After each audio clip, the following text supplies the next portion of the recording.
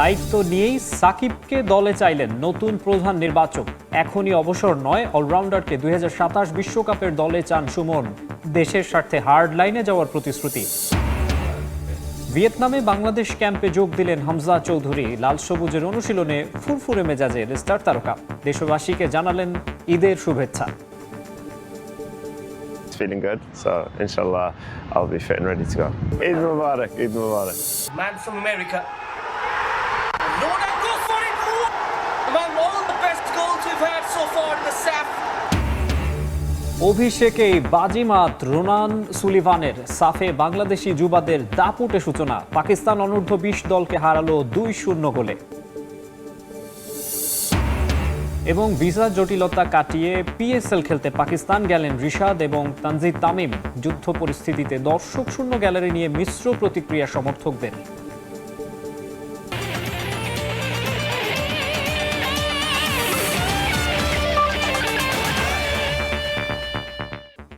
দেখছিলেন শিরোনাম, এবারে বিস্তারিত। শুরুতেই বাংলাদেশ ক্রিকেটের খবর। সমালোচনা হলেও দেশের প্রয়োজনে দল নির্বাচনে হার্ড লাইনে যেতে প্রস্তুত বিসিবির নির্বাচক প্যানেলের নতুন chairman Habibul Bashar Suman. Regional cricket বিবেচনায় রেখে নির্বাচকরা কাজ করবেন জোন ভিত্তিক। শুধু অবসরের জন্য নয়, সাকিবকে দীর্ঘমেয়াদে দলে চান বাশার। তারুণ্য ও অভিজ্ঞের মিশ্রণ হওয়ায় নির্বাচক প্যানেলের কাজ করা সহজ হবে বলেও মনে করেন চেয়ারম্যান। একদিন আগেই নতুন করে বিসিবির নির্বাচক প্যানেলের চেয়ারম্যানের দায়িত্ব পেয়েছেন হাবিবুল বাশার সুমন। প্রায় 8 বছর কাজ করেছেন নির্বাচক হিসেবে, মাঝে 2 বছর ছিলেন ভিন্ন ভূমিকায়। ঈদের ছুটি শেষে প্রধান নির্বাচক হিসেবে প্রথম দিন অফিস করলেন বাশার। গণমাধ্যমের সঙ্গে আলাপকালে আসন্ন ওয়ানডে বিশ্বকাপকে সামনে রেখে নিজের পরিকল্পনার কথা জানালেন সাবেক অধিনায়ক। নবনিযুক্ত প্রধান নির্বাচক কিছুটা কঠোর বার্তায় দিলেন দল গঠন নিয়ে। ডিসিশন বোল্ড নিতে হলে কিছুটা কথা শুনতে হয়, এবং আমি একটা জিনিস ফিল করি যে আমি সবসময় রাইট হব তা না, আমি সবসময় রাইট হব না, আমি রং হব। বাট আমার হার্ট যেটা বলে, আমার জাজমেন্ট যেটা বলে, আমি সেটা করবো। আর সেটার জন্য যদি কথা শুনতে হয় তাহলে কথা শুনবো। I don't mind. আমি অ্যাকচুয়ালি এটা চিন্তা করে এই কাজটা নিয়ে নিই। মূল কনসার্ন আসলে আমি যেন যেটা চিন্তা করি সঠিক চিন্তা করবো। প্লেয়ারের পুলটা মানে একটু বেশি বাড়াতে, এবং সেটা যেন এমন হয় যে খারাপ রিকোয়েস্ট না করতে, যেন সবাই ভালো করে। এরকম যদি আমরা বাইরের যদি 14 জন আউট অফ 14 অথবা 15 লিস্ট করে, তার বাইরে যারা আছেন হয়তো আরও 10 জন আরও 15 জন, এই গ্রুপটা নিয়ে কাজ করাটা খুব ইম্পর্টেন্ট। দেশের ক্রিকেট উন্নয়নে মূল স্তম্ভ ঘরোয়া ক্রিকেট। নানা অব্যবস্থাপনায় জাতীয় দলের পাইপলাইন এখনও সমৃদ্ধ নয়। তাই ভিন্ন পরিকল্পনা বোর্ডের নির্বাচকরা কাজ করবেন জোন ভিত্তিক। আছে আরও কিছু বিশেষ ভাবনাও। এই যে এক্সপেরিয়েন্স অ্যান্ড ইউথের একটা ভালো মিশ্রণ আছে এখানে। যারা এসছেন, নতুন এসেছে, হাসিব হোসেন শান্ত তো আগে থেকে কাজ করছিলেন। বাকি যে দুজন এসেছেন, নাইম ইসলাম, অনেক এক্সপিরিয়েন্স, জাতীয় দলে খেলেছেন এবং লম্বা সময় ধরে ফার্স্ট ক্লাস ক্রিকেট খেলেছিলেন। দিন শেষে কিন্তু লাস্ট বলার চিফ সিলেক্টর নেন। এখন তো আমরা রিজনাল ক্রিকেটের দিকে যাচ্ছি। রিজনাল ক্রিকেটের দিকে গেলে হয়তো চিফের জন্য সব দিকে যাওয়া অসুবিধা। তো সিলেক্টর কোনো একটা জোন ভাগ করে দিলে তিনি হয়তো ওই জোনে যে কাজ করতে পারবেন, জোনের সব কিছু দেখতে পারবেন। এটার জন্য আসলে করা হয়েছে ডিভিশন ভিত্তিক কোনো সিলেক্টর দেয়া, যে কাজ করবে ন্যাশনাল সিলেক্টরদের সাথে। নতুন সরকার দায়িত্ব নেওয়ার পর থেকেই সাকিবের দেশে ফেরার আলোচনাও হয়েছে জোরালো। যদিও কবে ফিরবেন সেই প্রশ্নের উত্তর জানা নেই কারো। তবে জাতীয় দলে আরও 2 বছর সাকিব সার্ভিস দিতে পারবেন বিশ্বাস হাবিবুল বাশারের। আমি চাই ও একদম পুরো প্রিপেয়ার হয়ে আসুক এবং আসুক লম্বা সময়ের জন্য। I think he still has 2 more years। আমি ফিল করি, আমি মনে করি যে তো ও যখন আসবে নিশ্চয়ই লম্বা সময় যাবে।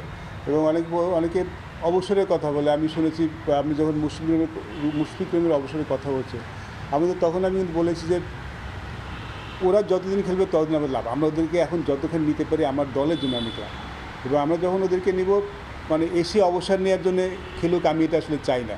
আমি চাই সাকিব আল হাসান যে আসুক, ও যেন লম্বা সময়ের জন্য থাকে। আমাদের অ্যাটলিস্ট ওই প্ল্যানটা যেন থাকে যে অ্যাটলিস্ট 2027 ওয়ার্ল্ড কাপটা খেলে যেতে পারে। সো এই জন্যই কিন্তু আমার প্ল্যানটা আসলে লম্বা সময়ের জন্য, short not just for one series. দায়িত্ব নিয়ে কথা বলেছেন সাবেক প্রধান নির্বাচক গাজী আশরাফ লিপুর সঙ্গেও। আপাতত ওমরা পালনে সৌদি যাচ্ছেন হাবিবুল বাশার। তারেক হাসান শিমুল, সময় সংবাদ, ঢাকা। এবারে ফুটবল প্রসঙ্গ। আবারও লাল সবুজ ড্রেসিং রুমে ফিরলেন হামজা দেওয়ান চৌধুরী। মার্চ উইন্ডোর 2 বিগ ম্যাচের আগে ভিয়েতনামে দলের সঙ্গে যোগ দিয়েছেন সুপারস্টার। ন্যাশনাল টিম ক্যাম্পে বেশ ফুরফুরে মেজাজে ছিলেন হামজা। ম্যাচ খেলার জন্য পুরোপুরি ফিট আছেন বলেও জানিয়েছেন লেস্টার সিটি তারকা। 4 মাসের বেশি সময় পর লাল সবুজের ডেরায় সুপারস্টার। গত বছর 18 নভেম্বর ভারতের বিপক্ষে ঘরের মাঠে এএফসি এশিয়ান কাপ বাছাই পর্বের ম্যাচে সবশেষ বাংলাদেশ জাতীয় দলের হয়ে মাঠে নেমেছিলেন। এরপর থেকেই ছিলেন ইংল্যান্ডে ক্লাব লেস্টার সিটির ডিউটিতে। দীর্ঘদিন পর ফিরে বাড়তি উচ্ছ্বাস সুপারস্টারের চোখে মুখে।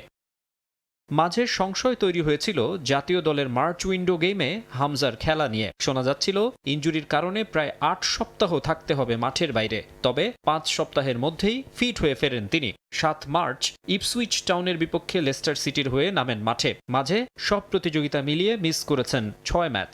তবে ফেরার পর তাকে নিয়মিতই খেলাচ্ছে লেস্টার। জাতীয় দলের অ্যাসাইনমেন্টের আগেও মিডফিল্ডারের ফিটনেস নিয়ে নেই কোনো শঙ্কা। No problem, alhamdulillah, আচুর ভালো লাগতেছে, it's feeling good, so inshallah I'll be fit and ready to go. 26 March ভিয়েতনামের বিপক্ষে প্রীতি ম্যাচের পর 31 মার্চ এশিয়ান কাপ বাছাইয়ের শেষ ম্যাচে মাঠে নামবে বাংলাদেশ দল। ঢাকায় ক্যাম্পে না থাকলেও ভিয়েতনামের হ্যানয়ে যোগ দিয়েছেন হামজা। দুদিন আগে যোগ দেওয়ার কথা থাকলেও লেস্টারের ম্যাচের কারণে কিছুটা দেরি হয়েছে। ইংল্যান্ড থেকে টার্কিশ এয়ারলাইন্সে ভিয়েতনাম সময় মঙ্গলবার বিকেল 4টায় পৌঁছান তিনি। ভ্রমণ ক্লান্তি কাটিয়ে জাতীয় দলের হয়ে মাঠে ফিরতে যেন তর সইছে না তারকার। ইস্তানবুল স্টাফ করছিস বেশি হস্ত হয়েছেন না, অ্যারেঞ্জে আমার সব ভালো আছে আলহামদুলিল্লাহ। আমি অঙ্কা খালি এক্সাইটেড, খালকু ট্রেন করতাম টিমের সঙ্গে, এরপরে গেম খেলতাম ভিয়েতনামের সঙ্গে। ঈদ মুবারক, ঈদ মুবারক। হ্যানয়ে এরই মধ্যে 3 দিন প্র্যাকটিস করেছে হাভিয়ার কাবরেরার শিষ্যরা। ভিয়েতনামের বিপক্ষে ম্যাচ শেষে সিঙ্গাপুরে যাবে দল, সেখান থেকে দেশে ফিরবেন জামাল ভুঁইয়ারা। তবে ইংল্যান্ডে ফিরে যাবেন হামজা চৌধুরী। মাকসুম আলম খান, সময় সংবাদ। এদিকে সাফ অনূর্ধ্ব 20 চ্যাম্পিয়নশিপে শুভ সূচনা করেছে বাংলাদেশ। জোড়া গোল করে অভিষেকে বাজিমাত করেছেন যুক্তরাষ্ট্র প্রবাসী রোনান সুলিভান। পাকিস্তানকে 2-0 ব্যবধানে হারিয়েছে Bangladesh. Will be extremely happy. Ronan Sullivan. এমন একটা মুহূর্তের অপেক্ষা বাংলাদেশি ফুটবল সমর্থকদের দীর্ঘদিন। এমন একজন ফুটবলারের জন্য চাতক পাখির মতো বসেছিল বাফুফে। একের পর এক প্রবাসী ফুটবলার দেশে আসলেও তাদের মাঝে ফরওয়ার্ড পজিশনের কাউকেই যেন পাচ্ছিল না ম্যানেজমেন্ট। যারাই আসছিলেন তারা সবাই হয় মাঝমাঠ অথবা রক্ষণের সেনানি, কিন্তু ফরওয়ার্ড বলতে যা বোঝায় সেই ক্লিনিক্যাল ফিনিশ কিংবা ফ্রিকিক পেনাল্টি থেকে গোল করার মতো কেউ ছিলেন না তালিকায়। Bangladesh. মালদ্বীপে পাকিস্তানের বিপক্ষে বয়সভিত্তিক সাফের প্রথম ম্যাচেই সে আক্ষেপ অনেকটাই মিটিয়ে দিয়েছেন রোনান সুলিভান। যুক্তরাষ্ট্র প্রবাসী এই ফুটবলারের পায়ের জাদুতে বুঁদ হয়েছেন মাঠে উপস্থিত কয়েক হাজার বাংলাদেশি দর্শক। সাফ অনূর্ধ্ব 20 চ্যাম্পিয়নশিপে নিজেদের প্রথম ম্যাচেই পাকিস্তানকে উড়িয়ে দিল লাল সবুজের প্রতিনিধিরা। ম্যাচের শুরুটা একেবারেই ভালো ছিল না বাংলাদেশের। বেশ কয়েকবার সুযোগ তৈরি করলেও মাঝমাঠের সঙ্গে ফরওয়ার্ড লাইনের তালমিল হচ্ছিল না কোনোভাবেই। সতীর্থদের সঙ্গে ঠিক যেন নিজেকে মেলাতে পারছিলেন না রোনান। কোনো বোঝাপড়াই দেখা যায়নি বাংলাদেশ দলের মাঝে। Left it for Ronan Sullivan. তবে বিরতি থেকে ফিরতেই বদলে যায় দৃশ্যপট। একের পর এক আক্রমণে উঠতে থাকে বাংলাদেশ। সে ধারাবাহিকতায় 54 মিনিটে বক্সের 30 গজ বাইরে থেকে ফ্রি কিক পায় লাল সবুজ, আর সেখানেই বাজিমাত। দুর্দান্ত এক ফ্রি কিক থেকে দলকে এগিয়ে দেন রোনান সুলিভান। আনন্দে ফেটে পড়ে গ্যালারি। উৎসবের মঞ্চ বাংলাদেশ ডাগআউট। Under 20 Championship 2026. সেই যে শুরু, এরপর মাঠে বাংলাদেশকে থামাতে হিমশিম খায় পাকিস্তানিরা। 61 মিনিটে গোল শোধ করলেও ফাউলের কারণে পাকিস্তানের সে চেষ্টা বাতিল করে দেন রেফারি। হতাশ পাকিস্তানিরা ম্যাচ থেকেই ছিটকে যায় এক প্রকার। 66 মিনিটে আবারও দৃশ্যপটে হাজির রোনান সুলিভান। এবার মাঠের ডান পাশ থেকে শেখ সংগ্রাম ডায়াগোনাল বল পাঠান ডি বক্সে। পাকিস্তানি ডিফেন্ডারদের ফাঁকি দিয়ে সে বলে মাথা ছুঁইয়ে দেন রোনান। মাপা হেডে বল চলে যায় পাকিস্তানের জালে। আনন্দে গ্যালারির দিকে ছুটে গিয়ে দর্শকদের সঙ্গে উদযাপনে মাতে পুরো বাংলাদেশ দল। এরপর বাকিটা সময় গোল করার আপ্রাণ চেষ্টা চালিয়েও লাভ হয়নি পাকিস্তানের। 2-0 জয় নিয়ে মাঠ ছাড়ে বাংলাদেশ। আগামী শনিবার গ্রুপ পর্বে নিজেদের দ্বিতীয় ম্যাচে লাল সবুজের প্রতিপক্ষ ভারত। নিয়ন মুহাইমিন, সময় সংবাদ। Very important to get the monkeys. এদিকে অনূর্ধ্ব 20 এএফসি নারী এশিয়ান কাপ মিশন শুরুর আগেই বড় ম্যাচে মাঠে নামতে যাচ্ছে বাংলাদেশের নারীরা। ভারতের বিপক্ষে নিজেদের প্রথম প্রস্তুতি ম্যাচ খেলবে বাটলার বাহিনী। তার আগে নিজেদের প্রস্তুতিতে বেশ মনোযোগী আফিদারা। টুর্নামেন্টের আগে আত্মবিশ্বাস বাড়াতে জয়ের বিকল্প দেখছেন না গোলকিপিং কোচ মাসুদ আহমেদ উজ্জ্বল। তবে অতিরিক্ত প্রেসার না নিয়ে নিজেদের স্বাভাবিক খেলার দিকেই মনোযোগ টিম ম্যানেজমেন্টের।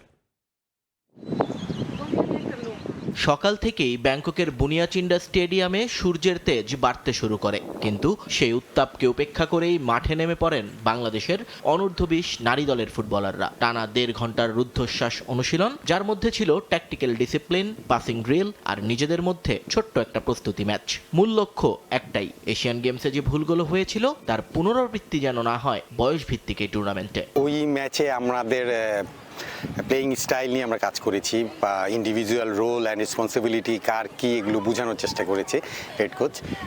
এবং মেয়েদের দেখিয়ে দেওয়া হয়েছে আমরা এশিয়ান গেমসে কোন কোন জায়গাগুলো তো মানে আমাদের দুর্বলতা আছে এবং কোন জায়গাগুলো আমরা ভালো করেছি, যেই জায়গাগুলোতে ইমপ্রুভ করানো দরকার। আমরা আজকে চেষ্টা করেছি মেয়েদের ওই ভুলভ্রান্তিগুলো যতটুকু কমিয়ে আনা যায়। থাইল্যান্ডের কন্ডিশনে বড় বাধা হয়ে দাঁড়িয়েছে তীব্র গরম, তাই মাঠের লড়াই ছাপিয়ে এখন বড় লড়াই এই আবহাওয়ার সঙ্গে মানিয়ে নেয়া। দলের সব সদস্য সুস্থ থাকলেও গরমে কিছুটা সময় পরেই হাঁপিয়ে উঠছেন তারা। যদিও লক্ষ্য যখন বড়, তখন কোনো বাধাই যেন বাধা নয়। বিশেষ করে গোলপোস্টের নিচে মিলি এবং স্বর্ণার মতো অভিজ্ঞদের নিয়ে আশাবাদী কোচিং স্টাফ। মিলি ভালো করছে এশিয়ান গেমসে, এবং আমি চেষ্টা করছি এশিয়ান গেমসের যেই ভুল ভ্রান্তিগুলো আছে ওগুলো কাভার করার জন্য। এবং মিলিকে নিয়ে আমি প্রতিনিয়ত আমরা ভিডিও সেশন করছি, মাঠে কাজ করছি, ওর যেই ল্যাকিংসগুলো আছে ওগুলো ওকে দেখানো এবং কি করলে ও ভালো করবে ওগুলো নিয়ে কাজ করছি। সো মিলিকে দেখানো মানে শুধু মিলিকে দেখানো না, মিলিকে দেখানো মানে আমি সব আমার যেই গোলকিপাররা আছে সবাইকে আমি বোঝানোর চেষ্টা করছি যে আমাদের এই ভুলগুলো করা যাবে না এবং আমরা এগুলো আরও সুন্দরভাবে এগুলো সেভ করতে পারি বা পজিশনে যেতে পারি। এই কাজগুলো আমি করছি গোলকিপারদের নিয়ে স্পেশালি। টানা 3 সেশন প্রস্তুতির পর এবার মাঠে নামবেন আফ্রিদারা। যদিও এটা টুর্নামেন্টের শুরু নয়, কেবলই প্রস্তুতি ম্যাচ। কিন্তু প্রতিপক্ষ যখন ভারত, তখন হাত গুটিয়ে বসে থাকার উপায় নেই। তাই সরাসরি জয়ের কথা না বললেও আত্মবিশ্বাস বাড়াতে যে কোনো বিকল্প নেই, সেটা মানছেন লাল সবুজ টিম ম্যানেজমেন্ট। যদিও বাটলারের নির্দেশ, চাপ নয়, উপভোগ করো প্রস্তুতি ম্যাচ। নিয়ন মুহাইমিন, সময় সংবাদ। দেখছেন খেলার সময়, সঙ্গেই থাকুন। আবারও স্বাগত খেলার সময়ে। যুদ্ধ পরিস্থিতির মধ্যে পাকিস্তান সুপার লিগ PSL খেলতে গেলেন আরও 2 বাংলাদেশি ক্রিকেটার। পাকিস্তানের উদ্দেশ্যে একই সঙ্গে দেশ ছেড়েছেন রিশাদ হোসেন ও তানজিদ তামিম। নিজেদের সামাজিক যোগাযোগ মাধ্যমে পাকিস্তান যাওয়ার তথ্য নিশ্চিত করেছেন রিশাদ ও তামিম। আসন্ন PSL-এ নতুন ফ্র্যাঞ্চাইজি রাওয়ালপিন্ডির হয়ে মাঠে নামবেন রিশাদ। এর আগেও PSL খেলার অভিজ্ঞতা আছে তার, তবে প্রথমবারের মতো ডাক পেয়েছেন তানজিদ তামিম। এই ওপেনার খেলবেন পেশোয়ার জালমির হয়ে। আগামী 12 এপ্রিল পর্যন্ত PSL খেলার জন্য BCB থেকে ছাড়পত্র পেয়েছেন 6 টাইগার ক্রিকেটার। নিউজিল্যান্ডের বিপক্ষে সিরিজ থাকায় PSL-এর মাঝপথেই দেশে ফিরতে হবে তাদের।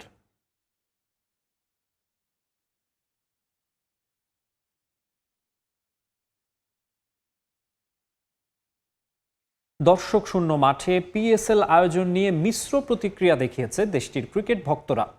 কোনো পূর্ব ঘোষণা ছাড়া PCBর এই সিদ্ধান্ত ভক্তদের সঙ্গে প্রতারণার শামিল বলে মন্তব্য করেছেন অনেকেই। পাশাপাশি পাকিস্তান ক্রিকেট বোর্ডের এমন সিদ্ধান্তে এবারের PSL তার জৌলুস হারাবে বলেও মনে করছেন অনেকে। দর্শকই খেলার প্রাণ, কিন্তু যুদ্ধের দামামা চেপে ধরেছে এই প্রাণের স্পন্দন, যার ফলে আসন্ন PSL এবার রং হারাবে তা নিশ্চিত। যদিও দর্শক শূন্য স্টেডিয়ামে PSL আয়োজন নিয়ে উদ্ভট যুক্তি দাঁড় করিয়েছে খোদ PCB। পাকিস্তান ক্রিকেটের দাবি মধ্যপ্রাচ্য সংকটের কারণে তাদের এই অবস্থান। ইরান ইসরায়েল যুদ্ধের কারণে তেল সংকট তৈরি হয়েছে পাকিস্তানে, যার ফলে বেড়েছে দাম। ম্যাচ দেখতে এসে দর্শকদের যাতে অতিরিক্ত খরচ না হয়, এই বিবেচনায় PCB এমন সিদ্ধান্ত নিলেও তা নিয়ে দ্বিমত দর্শকদের। শোনা যাচ্ছে PSL স্টেডিয়ামের ভেতরে দর্শক থাকবে না। দর্শক না থাকলে খেলায় কোনো প্রাণই থাকে না, কারণ দর্শকরাই তো খেলার প্রাণ। আসলে বর্তমানে জ্বালানির দাম অনেক বেশি, পাকিস্তানের সরাসরি প্রভাব পড়ছে, কারণ বিভিন্ন অঞ্চল এবং শহর থেকে মানুষ PSL এর ম্যাচ দেখতে মাঠে আসে। এখন পরিবহন সমস্যা আর জ্বালানির উচ্চ মূল্যের কারণে মানুষ ধীরে ধীরে সরে যাচ্ছে। PSL की जो ग्राउंड होता है वहाँ पे लोग चले आते हैं। हम लोग ग्राउंड আমরা আগে মাঠে গিয়ে খেলা উপভোগ করতাম, কিন্তু এখন টিভিতে খেলা দেখার প্রতি আগ্রহ পাচ্ছি না। আমাদের মাঠে গিয়ে খেলা দেখার সুযোগ দেওয়া উচিত, যাতে আমরা সেটা উপভোগ করতে পারি। देख के एंजॉय कर ले। PSL আয়োজনে পাকিস্তানের প্রধান সমস্যা আসলে নিরাপত্তা। ইরান ইসরায়েল যুদ্ধের চেয়েও দেশটির জন্য সবচেয়ে বড় কনসার্ন আফগানিস্তানের সঙ্গে বৈরী সম্পর্ক। এজন্য ভেন্যু সংখ্যা কমিয়ে এনে 2 মাঠে ম্যাচ করবে PCB। আমরা প্রায় 1200 কিলোমিটার পথ পাড়ি দিয়ে এখানে এসেছি। এখন দেখি PSL এর ম্যাচগুলো বাতিল হয়ে গেছে। এটা ভক্তদের সঙ্গে অন্যায়। আমরা এবং অন্যান্য দর্শকরা সরকারের কাছে অনুরোধ করছি, দূর দূরান্ত থেকে বা কাছের শহরগুলো থেকে যারা এসেছে তাদের জন্য যেন মাঠে খেলা দেখার সুযোগ করে করে দেওয়া হয়। স্টেডিয়াম আমাদের জন্য খুলে দিন। আমরা 1200 কিলোমিটার পথ পাড়ি দিয়ে এসেছি, এখন আমরা কোথায় যাব? अभी हम कहाँ जाएं आप बताएं। एकेडमी लेवल क्रिकेटर हूँ। আমি একজন একাডেমি লেভেলের ক্রিকেটার এবং একজন ফাস্ট বোলার। পিএসএল কর্তৃপক্ষ ঘোষণা করেছে যে দর্শক ছাড়াই পিএসএল অনুষ্ঠিত হবে, ফলে এবারের পিএসএল খুব নীরব থাকবে এবং এতে কোনো মজা থাকবে না। এদিকে নিরাপত্তা পরিস্থিতি নিয়ে শঙ্কার মাঝেই পাকিস্তান গেছে বাংলাদেশের 6 ক্রিকেটার। এরই মধ্যে দলের সঙ্গে যোগ দিয়েছেন সবাই। এস এম ইকবাল, সময় সংবাদ। খেলার সময় আরও থাকছে। চড়া মূল্যের কারণে সমর্থকদের সামর্থ্যের বাইরে ফুটবল বিশ্বকাপের টিকিট। ফিফার বিরুদ্ধে একচেটিয়া আধিপত্যের অভিযোগ। ইউরোপীয় কমিশনে মামলা এফএসইর। সাউথ আফ্রিকা নিউজিল্যান্ড সিরিজের খবর। 5 ম্যাচ টি20 সিরিজের শেষ ম্যাচে মুখোমুখি হচ্ছে প্রোটিয়া ও কিউইরা। ক্রাইস্টচার্চে বাংলাদেশ সময় দুপুর 12:15টায় মাঠে নামবে দু দল। সবশেষ টি20 বিশ্বকাপে শিরোপার বড় দাবিদার ছিল সাউথ আফ্রিকা, কিন্তু চোকার্স তকমা ঘোচাতে পারেনি তারা। নিউজিল্যান্ডের কাছে হেরেই সেমিফাইনাল থেকে বিদায় নেয় তারা। এবার তাদের মাটিতে টি20 সিরিজ জিতে সেই দুঃখ কিছুটা লাঘব করতে চায় প্রোটিয়ারা। কেশব মহারাজের নেতৃত্বে অপরিবর্তিত একাদশ নিয়ে নামতে পারে সফররতরা। 4 ম্যাচ শেষে 2-2 সমতায় রয়েছে সিরিজ। শেষ ম্যাচটা তাই অঘোষিত ফাইনাল। দু দলেরই প্রথম সারির অনেক ক্রিকেটার রয়েছেন বিশ্রামে, আবার অনেকে আইপিএল বা পিএসএল এর জন্য তৈরি হচ্ছেন। নিউজিল্যান্ডের হয়ে ক্যাপ্টেন্সি করবেন জিমি নিশাম। একাধিক পরিবর্তন নিয়ে নামতে পারে ব্ল্যাক ক্যাপরা। একাধিক ম্যাচের দ্বিপাক্ষিক টি20 সিরিজে সাউথ আফ্রিকাকে কখনোই হারাতে পারেনি নিউজিল্যান্ড।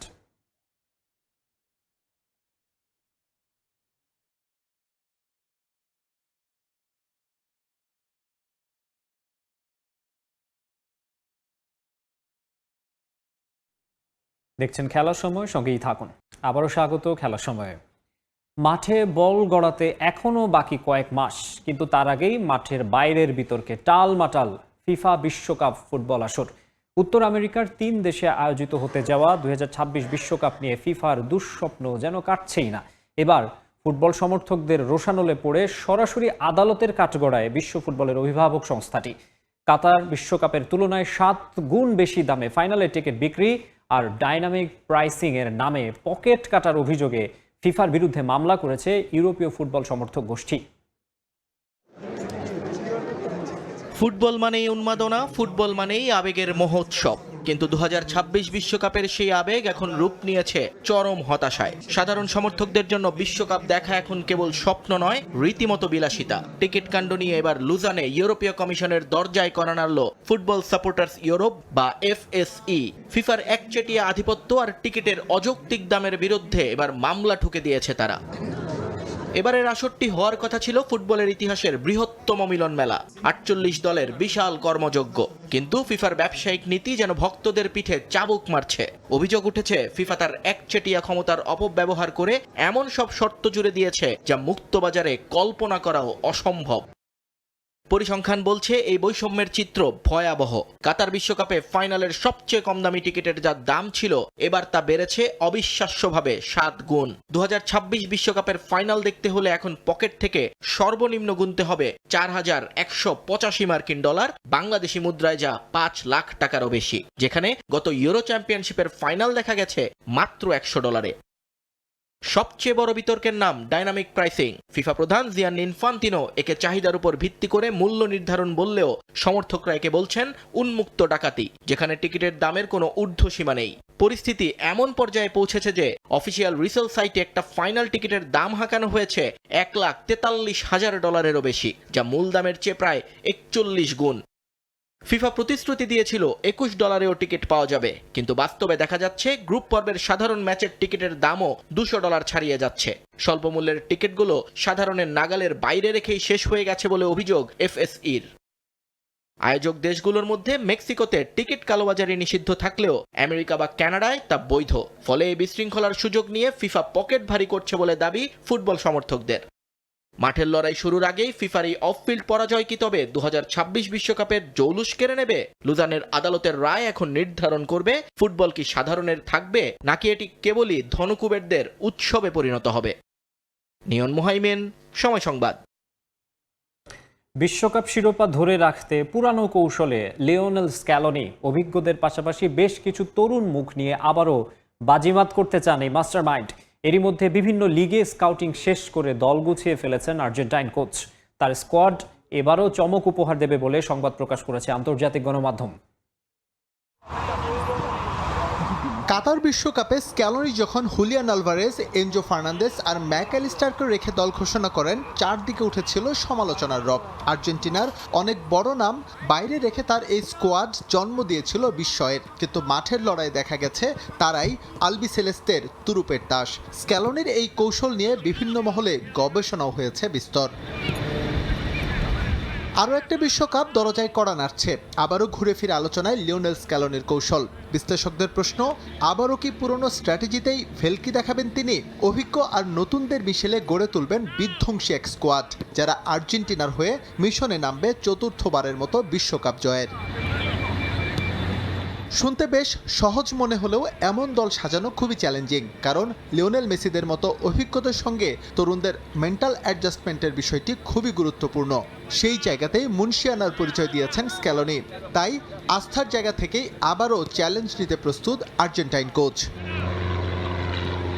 আন্তর্জাতিক বিভিন্ন সূত্রের দাবি, দল গঠনের জন্য স্ক্যালোনির কোচিং স্টাফ ছড়িয়ে ছিটিয়ে কাজ করছে বিভিন্ন লিগে। তাদের একটা খসড়া তালিকাও এরই মধ্যে নাকি তৈরি হয়ে গেছে। রক্ষণে গভীরতা আনতে এরই মধ্যে কোচের গুডবুকে ঢুকে পড়েছেন বোর্নমাউথ ডিফেন্ডার মার্কোস সেনেসি এবং Inter Milan centre back Tomas Palacios. Cristian Romero এবং লিসান্ড্রো মার্তিনেজের ইনজুরি খুলে দিয়েছে তাদের দরজা। আর্জেন্টাইন লিগ রেসিংয়ে খেলা গ্যাব্রিয়েল রোহাস স্ক্যালোনির মন জয় করেছেন তার পারফরমেন্স দিয়ে। একইভাবে ইতালিয়ান ক্লাব কোমোর অ্যাটাকিং মিডে খেলা নিকো পাজও সুযোগ পেতে চলেছেন বর্তমান চ্যাম্পিয়নদের স্কোয়াডে। মধ্যমাঠের গভীরতা বাড়াতে দলে যুক্ত হতে পারেন ম্যাক্সিমো পেরেরা। আর আক্রমণ ভাগে কোচের পছন্দের তালিকায় শীর্ষে আছেন জিয়ানলোকা প্রেস্তিয়ানি এবং হোসে লোপেজ। এছাড়াও ইয়াং ট্যালেন্ট ভ্যালেন্টিন বার্কো বিবেচিত হতে পারেন বিগ রোলের জন্য। তবে বিশ্বকাপ স্কোয়াডে এখনও কেউ চূড়ান্ত নয়। মার্চ উইন্ডোতে দুটো ম্যাচ খেলবে আর্জেন্টিনা, সেখানে বেশ কাঁটা ছেঁড়ার অপশন রেখেছে এএফএ। এই ম্যাচ দুটোতে ফুটবলারদের পারফরমেন্স আর ইনজুরি কনসার্ন বিবেচনায় নিয়েই মেতে বিশ্বকাপের স্পেশাল 26 ঘোষণা করবেন Lionel Scaloni. S M Iqbal, Somoy Sangbad. দেখছেন খেলার সময়, সঙ্গেই থাকুন। আবারও স্বাগত খেলার সময়ে। দিদিয়ের দেশমের পর ফ্রান্সের কোচ হতে মৌখিকভাবে রাজি হয়েছেন জিনেদিন জিদান, এমন দাবি করেছে ইংলিশ গণমাধ্যম ESPN। পৃষ্ঠপোষকদের সঙ্গে আলোচনা করে জিদানের নাম ঘোষণা করা হবে বলে জানিয়েছে সংবাদ মাধ্যমটি। এই খবর আরও জোরালো হয়েছে ফরাসি ফুটবল ফেডারেশনের সভাপতি ফিলিপ দিয়ালোর এক সাক্ষাৎকারে, যেখানে তিনি বলেছেন দেশমের উত্তরসূরি চূড়ান্ত করে ফেলেছেন তারা। 2012 সালে ফ্রান্সের কোচের দায়িত্ব নেন দেশটির বিশ্বকাপ জয়ী অধিনায়ক দিদিয়ের দেশম। এরপর থেকে লম্বা সময় ধরে লেজ ব্লুদের ডাগ আউট সামলাচ্ছেন তিনি। ক্যাপ্টেন হিসাবে ফ্রান্সকে প্রথম বিশ্বকাপ জেতানোর পর ইতিহাস গড়েই কোচ হিসাবে দেশটিকে দ্বিতীয় বিশ্বকাপ জেতান দেশম। দুইবারের বিশ্ব চ্যাম্পিয়নদের সঙ্গে এবার থামতে যাচ্ছে তার দীর্ঘদিনের পথ চলা। 11 জুন থেকে শুরু হতে যাচ্ছে 2026 বিশ্বকাপ, যেখানে দেশমের অধীনে শিরোপা পুনরুদ্ধারের লড়াইয়ে নামবে এমবাপেরা। আর এই মিশন শেষে ফ্রান্সের জাতীয় দলের সঙ্গে সম্পর্ক শেষ হবে দেশমের। তারপরে এমবাপেদের দায়িত্ব নেবেন কে, এই নিয়ে গুঞ্জন চলছে লম্বা সময় ধরে। ফ্রান্সের কোচ হওয়ার দৌড়ে সবচেয়ে এগিয়ে 98 বিশ্বকাপ জয়ী দলের আরেক সদস্য জিনেদিন জিদান। রিয়াল মাদ্রিদের হয়ে কোচিং ক্যারিয়ার শুরু করা জিজু 2 দফায় মাদ্রিদের হয়ে পেয়েছেন অভূতপূর্ব সাফল্য। 2021 সালে রিয়ালের কোচের দায়িত্ব ছাড়ার পর আর কোনো ক্লাব ও টিমের দায়িত্ব নেননি তিনি। গেল 5 বছরে কোচ হতে বিভিন্ন ক্লাব থেকে লোভনীয় প্রস্তাব পেয়েছেন মাদ্রিদকে চ্যাম্পিয়ন্স লিগের হ্যাটট্রিক শিরোপা জেতানো কোচ। ম্যান ইউনাইটেড সহ যুক্তরাষ্ট্রের জাতীয় দলের কোচের দায়িত্ব পালনের অফার পেয়েছেন তিনি, তবে সব প্রস্তাবই ফিরিয়ে দিয়েছেন জিদান। ইংলিশ গণমাধ্যম ESPN এর দাবি, ফ্রান্সের জাতীয় দলের দায়িত্ব নিতে কোনো ক্লাবের সঙ্গে যুক্ত হননি জিদান। লেজ ব্লুদের সঙ্গে নাকি মৌখিক প্রস্তাবে রাজি হয়েছেন 53 বছর বয়সী এই কোচ। চুক্তি স্বাক্ষর এখন শুধু সময়ের বাকি। এই মুহূর্তে মূলত আলোচনা চলছে কোচিং স্টাফদের পরিধি নিয়ে। এই খবর আরো জোরালো হয়েছে ফরাসি ফুটবল ফেডারেশনের সভাপতি ফিলিপ দিয়ালোর এক সাক্ষাৎকারে। ফ্রান্সের সংবাদ মাধ্যম লা ফিগোকে তিনি জানান, ইতিমধ্যেই দেশমের উত্তরসূরি ঠিক করে ফেলেছে ফরাসি ফুটবল ফেডারেশন, তবে নির্দিষ্ট কারো নাম বলেননি তিনি। ফরাসি সংবাদ মাধ্যমটি আরও জানায়, স্পন্সরদের সঙ্গে আলোচনা করে আনুষ্ঠানিকভাবে কোচের নাম ঘোষণা করবে ফরাসি ফুটবল ফেডারেশন। ফাহিম ইসলাম, সময় সংবাদ। হাঁটুর ইনজুরি নিয়ে মিথ্যা তথ্য ছড়ানোর অভিযোগ তুলেছেন ফরাসি তারকা কিলিয়ান এমবাপে। জাতীয় দলের ক্যাম্পে যুক্ত হয়ে এই ফুটবলার জানিয়েছেন পুরোপুরি চোট থেকে সেরে উঠেছেন তিনি। এদিকে মার্চ উইন্ডোর ম্যাচের আগে দুঃসংবাদ পেল ব্রাজিল। চোটের কারণে সেলেসাও স্কোয়াড থেকে নাম সরিয়ে নিতে বাধ্য হয়েছেন ডিফেন্ডার গ্যাব্রিয়েল। ক্লাবের খেলা শেষ করে জাতীয় দলের দায়িত্বে ফিরেছেন কিলিয়ান এমবাপে। এর মধ্যেই লেস ব্লুদের ক্যাম্পে যুক্ত হয়েছেন এই মুহূর্তের ফরাসি ফুটবলের সবচেয়ে বড় তারকা। আগামী শুক্রবার ব্রাজিলের বিপক্ষে ম্যাচ খেলবে ফ্রান্স। এরপর 30 মার্চ ফরাসিদের প্রতিপক্ষ আরেক লাতিন দেশ কলম্বিয়া। তবে এই 2 ম্যাচের আগে আলোচনায় কিলিয়ান এমবাপের ইনজুরি। হাঁটুর চোট কাটিয়ে চ্যাম্পিয়ন্স লিগে ম্যান সিটির বিপক্ষে মাঠে নেমেছিলেন এমবাপে। তবে রিয়ালের পরের ম্যাচে অ্যাটলেটিকো মাদ্রিদের বিপক্ষে আরবেলোয়ার শুরুর একাদশে জায়গা হয়নি ফরাসি তারকার। সব মিলিয়ে তার ফিটনেস নিয়ে রয়েছে ধোঁয়াশা।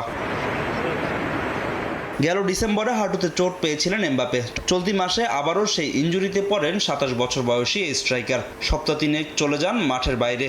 অনেক ফরাসি সমর্থকের মতে শতভাগ ফিট না হয়ে লেস ব্লু ক্যাম্পে উঠেছেন এমবাপে। তাতেই খেপেছেন 2018 বিশ্বকাপ জয়ী তারকা। কড়া জবাব দিয়েছেন সমালোচকদের। জাতীয় দলের সঙ্গে যুক্ত হয়ে একটি প্রচারণামূলক অনুষ্ঠানে অংশ নেন এমবাপে। আমার হাঁটুর অবস্থা ভালো না, সবকিছুই ভালো চলছে এবং আমি জানি এটা নিয়ে অনেক সমালোচনা হয়েছে, কিছু মিথ্যা কথাও ছড়ানো হয়েছে। একজন শীর্ষ ক্রীড়াবিদের জীবনটাই এমন, আমরা এতে অভ্যস্ত হয়ে গেছি। লোকেরা কোনো কিছু যাচাই ছাড়া, বাস্তব কোনো ভিত্তি ছাড়াই অনেক কিছু বলে থাকে যা ঠিক নয়। চলতি মৌসুমে দারুণ ছন্দে রয়েছেন এমবাপে। রিয়ালের হয়ে 38 ম্যাচে 39 গোল করেছেন ফরাসি তারকা। অ্যাসিস্ট রয়েছে 5টি। এদিকে ব্রাজিলের আসন্ন ম্যাচগুলোর জন্য সেলেসাও স্কোয়াড থেকে নিজের নাম সরিয়ে নিয়েছেন আর্সেনালের ডিফেন্ডার গ্যাব্রিয়েল ম্যাগেইলেস। কারাবাও কাপে ম্যানচেস্টার সিটির বিপক্ষে পুরো ম্যাচ খেলার পর নিজের হাঁটুর ব্যথার কথা জানায় এই ডিফেন্ডার। এর আগে ইনজুরির কারণে ব্রাজিলের দল থেকে ছিটকে যান গোলরক্ষক অ্যালিসন বেকার ও লেফট ব্যাক আলেক্সান্দ্রো। ফাহিম ইসলাম, সময় সংবাদ। এ পর্যায়ে খেলার সময় শীর্ষ সংবাদ জানিয়ে দিচ্ছে আরেকবার। দায়িত্ব নিয়েই সাকিবকে দলে চাইলেন নতুন প্রধান নির্বাচক। এখনই অবসর নয়, অলরাউন্ডারকে 2027 বিশ্বকাপের দলে যান সুমন। দেশের স্বার্থে হার্ডলাইনে যাওয়ার প্রতিশ্রুতি। ভিয়েতনামে বাংলাদেশ ক্যাম্পে যোগ দিলেন হামজা চৌধুরী। লাল সবুজের অনুশীলনে ফুরফুরে মেজাজে লেস্টার তারকা। দেশবাসীকে জানালেন ঈদের শুভেচ্ছা। Man from America. Ronaldo goes for it. Man, all the best goals we've had so far in the SAF. অভিষেকেই বাজিমাত রোনান সুলিভানের। সাফে বাংলাদেশি যুবাদের দাপুটে সূচনা। পাকিস্তান অনূর্ধ্ব 20 দলকে হারালো 2-0 গোলে।